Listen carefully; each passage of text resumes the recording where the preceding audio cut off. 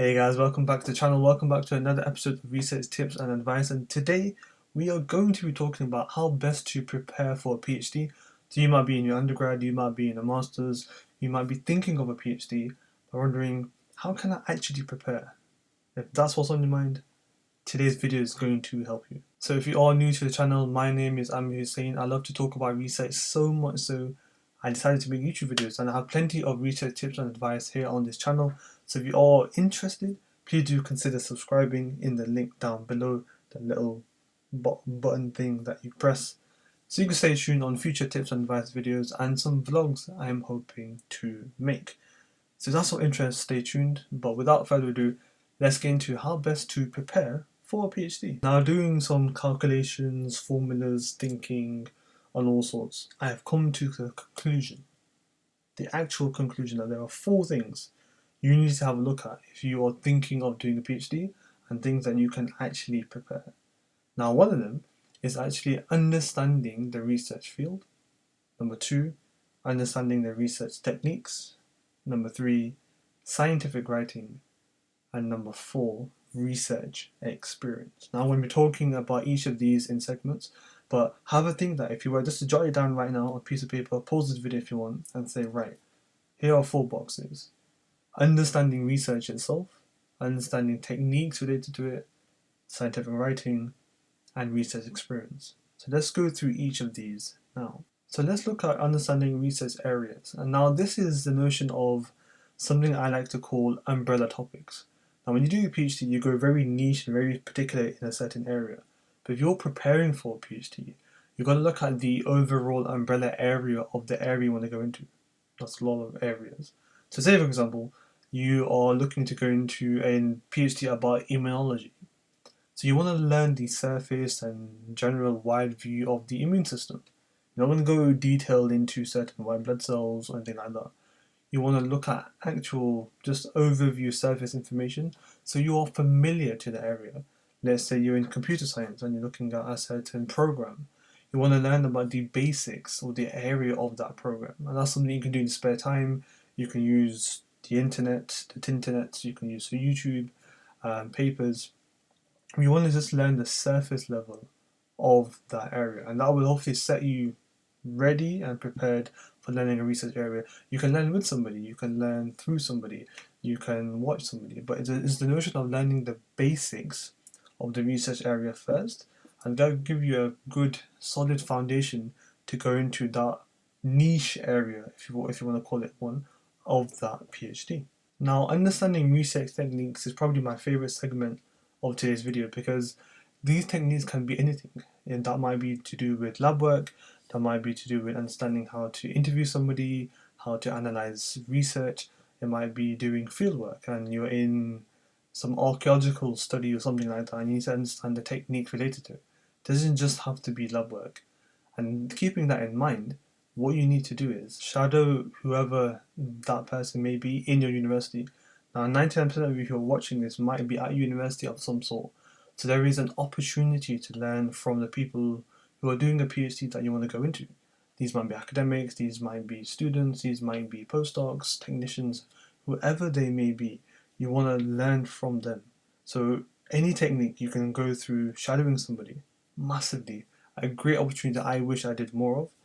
Look at YouTube. There's a lot of videos on how to do certain things done, an infinite amount. You can search through the internet, you can have a chats with people. That way you can get exposed to the techniques that you may need to learn in your PhD. So why not learn it now? Number 3 is all about scientific writing. Now, you may do this already in your undergrad or masters, but practice, practice, practice. Now, you can write a 1-page document and ask an academic to proofread it and give you some feedback. They'll be more than welcome. If you tell you you've got a 30-page document, probably not. But practice on making certain paragraphs. Practice on looking at a few papers and making a mini lit review, conveying your argument, summarizing what people have said, making your inference. And you practice and you build along.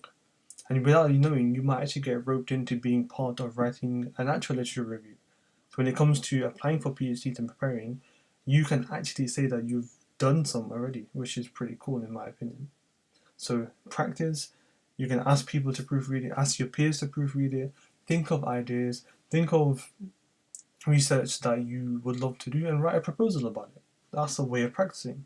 That way you can improve your scientific writing. And part of scientific writing is also reading scientific papers, getting a habit of summarizing them, picking out key points, looking at vocabularies. I mentioned many of the videos about utilizing papers as a way to learn in terms of writing, not just reading. So keep that in mind if you're looking at scientific writing as a element of preparing for a PhD. Now, and lastly, research experience. This is a very simple one because it's literally go out, get it. That might be at your university, that might be at a research center, that might be somewhere locally that you need to travel to. Whatever is needed, go get it. Now, a lot of it is going to be doing with shadowing, but have discussions with academics, with professors, pick their brain, see if you can be involved in something, do some voluntary work, see if you can get roped into a study, get research experience. But only you know what research you want to do. Now, you may be wondering, okay, what research do I want to go into? But there is a field, somebody who's doing accounting is not really going to be saying, right, I want to do a research in medicinal chemistry. They want to do research in some form of accounting or some form of computer science. Now, you can find things related to that field that you can shadow, get roped into, contribute, do some, legwork and admin to help out. And that will be really, really important for your CV. So keep that in mind. So guys, that was a little bit of a quick tip video. I hope you found some of them useful. If so, do let me know in the comment section down below because it'll be really helpful for me. Now, a lot of the things you need to remember is preparing for a PhD can be long, it can be short, you can do it now.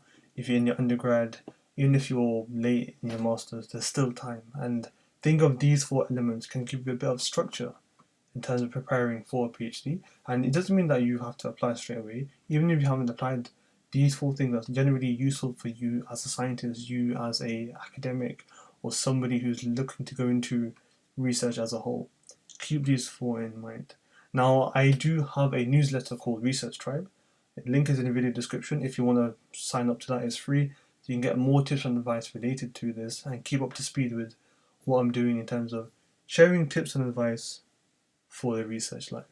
And if that is something interesting, I would love to get your feedback on these videos as well because it would be really helpful for me and the channel. But without further ado, I shall let you depart. Enjoy the rest of your weekend and I'll see you soon. Take care.